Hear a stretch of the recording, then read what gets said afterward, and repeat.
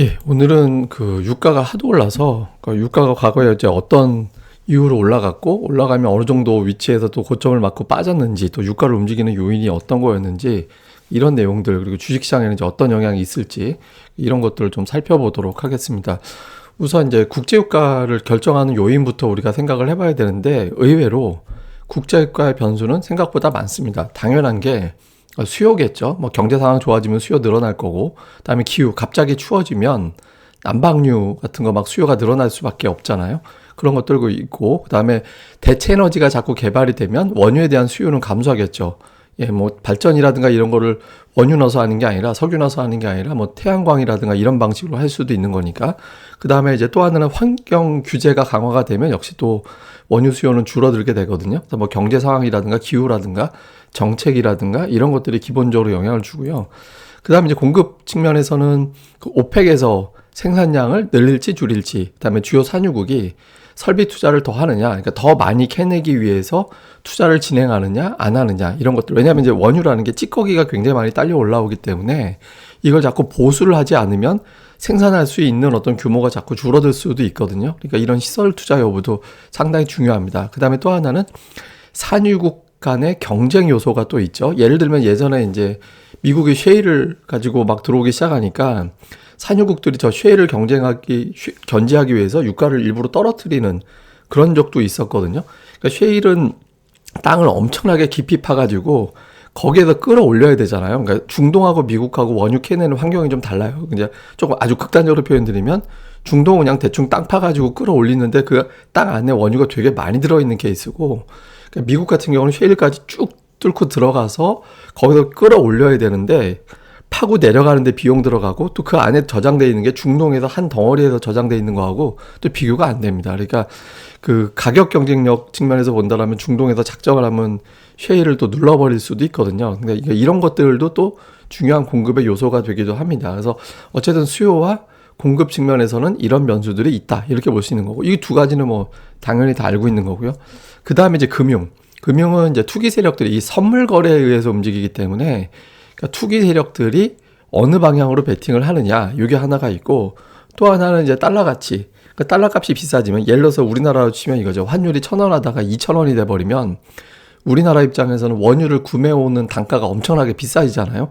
그러면 우리가 예를 들어서 휘발유가 1리터에 1,000원 하다가 1리터에 갑자기 2,000원이 돼버리면 차를 좀 덜 타는 사람들이 분명히 있을 겁니다. 그러면 수요가 감소하는 상황이 생기죠. 그러니까 이런 금융 요소도 일부는 영향을 줍니다. 최근에 좀 이례적으로 유가와 달러가 같이 올라가는 그런 상황이 만들어지고는 있습니다만은, 그러니까 전통적으로 어쨌든 금융시장에서 투기 세력과 다음에 달러와의 움직임이 영향을 또 주는 요소다, 이게 있고요. 그 다음에 이제 우리가 최근에 겪고 있는 지정학적 리스크, 이게 그 원유가 특정 지역에 좀 집중돼 있잖아요. 뭐 중동이라든가 남미라든가 아프리카 이런 데, 이게 좀 정세적으로 불안한 데거든요. 그러다 보니까 여차하면 생산량이 확 줄어드는 그런 상황이 생길 수도 있기 때문에 여기에 대해서 또 투자자들이 집중하면서 이 심리적으로 또 영향을 받는 측면이 있잖아요. 그래서 이런 부분들, 그러니까 수요 공급이라는 측면은 눈에 보이는데 금융하고 지정학 같은 경우는 또 눈에 보이지 않는 그런 변수들인데, 최근 들어서는 이 두 가지 요소가 좀 더 크게 이제 작동을 하고 있다, 이렇게 볼 수 있습니다. 근데 수요라든가 공급 측면에서 보면 올해 수요 이제 전망치는 전년 대비 증가된 거는 사실 작년도보다는 덜하긴 해요. 작년에는 워낙 극단적으로 코로나 상황에서 회복되는 국면이었기 때문에 전년 대비 증가될 수밖에 없었고, 그 증가된 상태에서 올해 또 증가되긴 하지만 뭐 사실 수요가 폭발적으로 증가돼서 국제 유가가 올라간다, 이렇게 보기는 어렵거든요. 그러니까 요거 하나 머릿속에 좀 담아 두셔야 될 거고요. 다음에 이제 공급 측면에서 본다라면, 그러니까 미국 원유 생산량은 뭐 그냥 좀 늘어난 상태에서 예전보다는 좀 예전 수준까지는 아니다. 뭐 셰일 붐이 일고 막 그때까지는 아니고, 다음에 이제 사우디를 비롯해서 오펙 생산량은 완만하게지만 이제 꾸준하게 늘고 있습니다. 그러니까 오펙에서 좀 생산량 늘려주면 좋은데 자기네들도 이제 올라갈 때 물 좋을 때 노젓는다고 그렇게 가고 있진 않죠. 그래서 생산량 측면에서는 뭐 폭발적으로 증가돼서 유가를 떨어뜨릴 정도는 아닌데, 변수가 하나 있죠. 이란. 이란이 제재가 풀리면 하루에 한 200만 배럴 정도 더 증산하는 효과가 있거든요. 그러니까 지금 증산 전에 220만 배럴 정도 수출했다가, 그러니까 지금은 한 20만 배럴밖에 안 되니까, 그러니까 공급을 시작을 하면 이제 180만 배럴에서 200만 배럴 정도 증가될 거다. 이게 이제 증권가의 예상이거든요. 그래서 이란이 만약에 풀리게 되면 어느 정도 공급량 부분에 대해서는 좀 보충시킬 수 있다. 뭐 충분하진 않지만 이런 건 있습니다. 사실 원유 공급 측면에서 공급이 절대적으로 부족해서 유가가 올라가고 또 그런 것도 아니에요. 그러니까 수요와 공급 때문에 지금의 유가가 올라갈 정도의 상황은 아니다라는 거죠. 그러니까 문제는 이제 지정학적 리스크 이게 크다라는 거죠. 그다음에 이제 각국의 그 향후 좀 길게 보면 주요 국가들별로 유럽 국가들 중심으로 볼 때 전력 생산할 때 여러 가지 뭘로 주로 생산하느냐라는 건데 이제 국가별로 좀 다릅니다. 그러니까 독일 같은 경우는 신재생 에너지가 한 40% 정도 되고 그다음에 석탄이 그다음 비중이고 하여튼 가스, 핵 이런 비중이고요. 그다음에 영국 같은 경우는 가스 이제 신재생 에너지 비율 높고 그다음에 가스가 거의 비슷한 수준으로 되고 있죠. 그다음에 원자력이 한 16% 정도 되고 뭐 스페인하고 이탈리아는 또 다릅니다. 그러니까 근데 어쨌든 신재생 에너지가 적게는 25%, 많게는 한 40%까지 올라와 있거든요. 그러니까 가스하고 이제 유가가 차지하는 비중은 크지 않은데 사실 유럽은 천연가스가 문제예요. 원유에 대한 문제라기보다는. 근데 어쨌든 좀 수요 측면에서 본다라면은 점차 원유라든가 이런 것들에서 신재생 에너지 쪽으로 좀 넘어가는 국면이기 때문에 그러니까 지금 수요 측면에서 어마어마하게 걱정되는 단계다. 이렇게 보기는 사실은 좀 어렵습니다. 근데 국제유가가 계속 올라가잖아요. 어느 정도 올라가는지 우리가 숫자를 보면 8분기 연속 올라가고 있거든요. 그러니까 코로나 때 폭락하고 마이너스 유가까지 기록한 이후에 이제 8분기 연속 올라갔는데 이거는 사상 처음입니다. 유가가 8분기 연속 올라간 적이 없어요.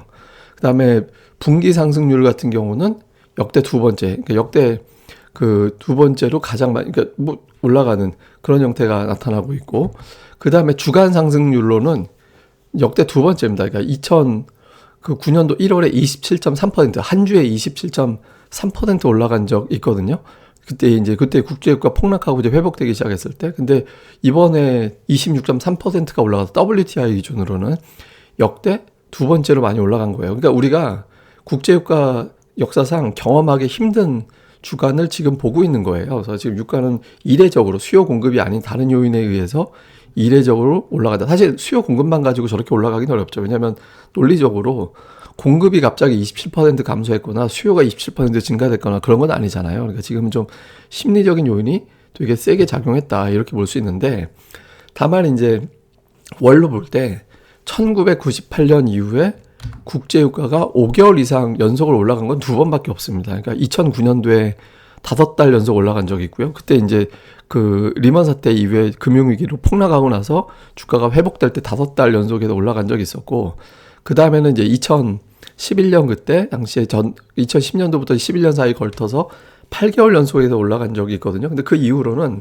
4번까지는 올라가도 4개월은 올라가도 5개월 이상은 좀처럼 잘 안 올라갑니다. 그러니까 지금 3월 이제 초반이라 지금 4개월 차에 접어들긴 했는데 확률적으로 본다라면 사실 다음 달 정도 되면 좀 국제유가 상승폭이 좀 줄어들 가능성이 있다. 이렇게 또 예상이 되는 대목이긴 하죠. 그러니까 어쨌든 이런 통계는 있었다라는 게 하나가 있고 그 다음에 또 하나는 국제유가는 역대 최고치가 146.5달러였는데 146.8달러 저게 금융위기 직전에 이란 핵 그 이슈 막 불거지고 했을 때 막 200달러 간다라고 막 그때 난리가 났을 때 그때 이제 확 치고 올라가면서 146.8달러 딱 찍고 그때 이제 정점이 되고 수직으로 떨어지는 그런 형태가 있었거든요. 근데 지금 특이한 게 뭐냐면 한 사이클에 약 2배 정도 올라가면 국제유가는 좀 조정을 보여서 예를 들어서 이제 2009년 때 33달러가 최저치였잖아요. 한 70달러 정도, 그러니까 정확하게 2배는 아니지만 대략 2배 정도 올라가면서부터는 한동안 국제유가가 좀 쉬어가는 그런 형태를 보였죠.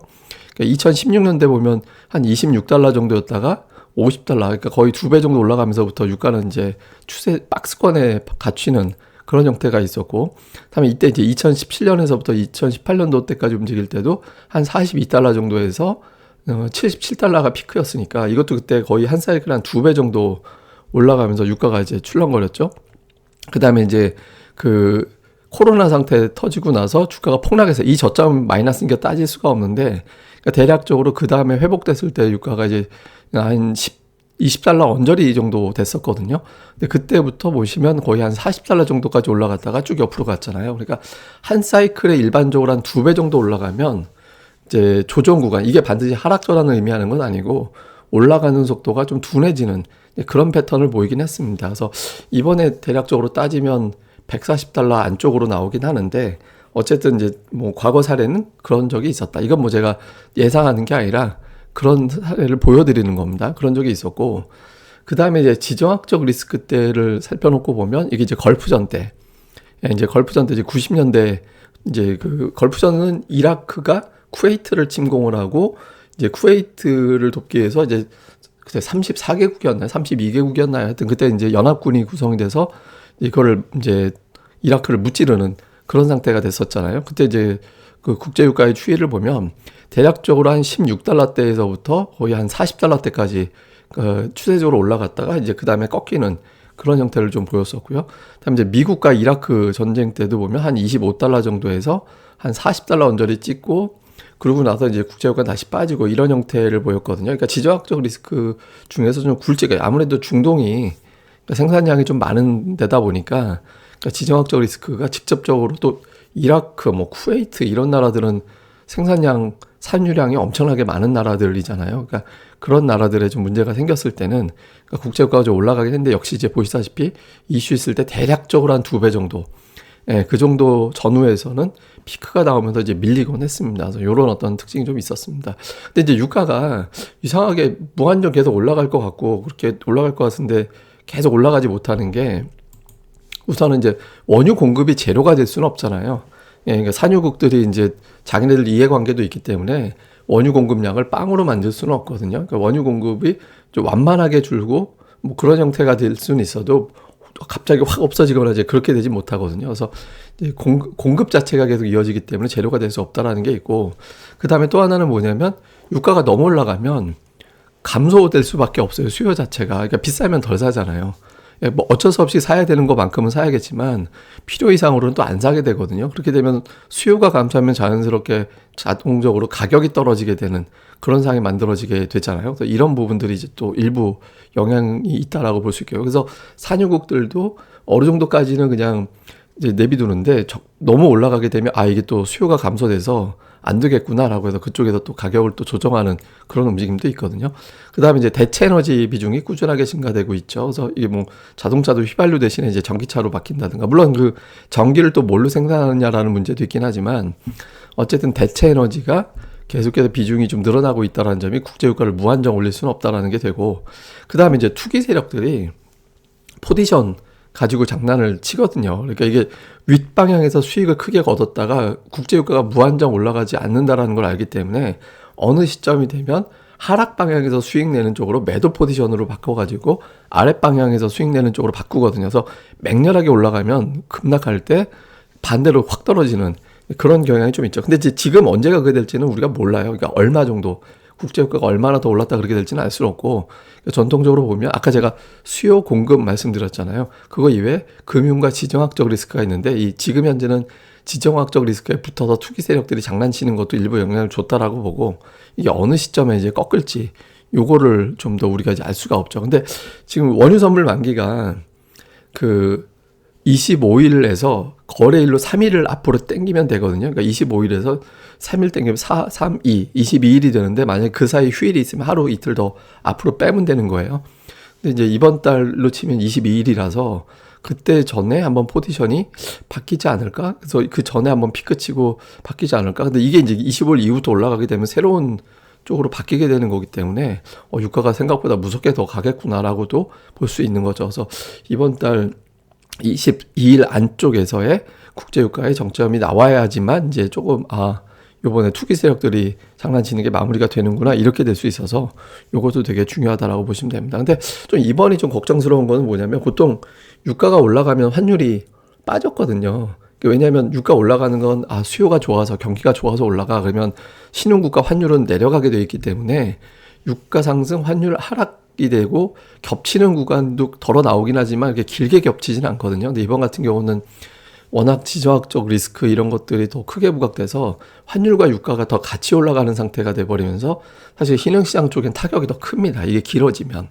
그래서 이게 지금 꺾이지 않으면 그러니까 2분기 이후에 성장 전망치가 대거 하향 조정될 가능성이 있기 때문에 그러니까 주식시장에 상당히 부담이 될 수 있거든요. 그래서 이번 달 이내 제가 이제 아까 다양하게 보여드렸던 과거의 사례에 이대로 그대로 적용이 돼서 이제 꺾여 나오기 시작하는지 아닌지에 따라서 이제 4월 이후에 증시 경제 전망 자체가 좀 달라질 수도 있다. 이런 거 알고 계시면 될 것 같습니다. 그래서 제가 뭐 국제유가가 어떻게 될 것 같다, 이런 거를 예상하는 거는 뭐 별로 도움이 안 될 것 같아서 과거의 데이터 중심으로 설명을 드렸고요. 뭐 주식시장 설명드릴 때 제가 이제 국제유가에 대한 제 개인적인 판단이라든가 이런 거는 그때 또 담아서 설명드리도록 하겠습니다. 예, 또 오늘 하루 잘 보내시고요. 저는 또 다음 방송에서 뵙겠습니다. 이거는 이제 나머지 공부, 국제유가 편이었으니까 또 공부들 많이 되셨으면 좋겠습니다. 이게 수박 겉핥기 수준밖에 안 돼요. 그러니까 다양하게 뭐 유가 가지고 다양하게 할 수 있는데 저는 이제 증권쟁이다 보니까 여기에 적용되는 내용도 중심으로 한번 설명드린 거고 더 깊이 있는 내용들은 아마 더 좋은 자료들이 좀 있을 겁니다. 또 찾아보시면 예, 도움이 되겠습니다. 예, 감사합니다. 다음에 뵙겠습니다.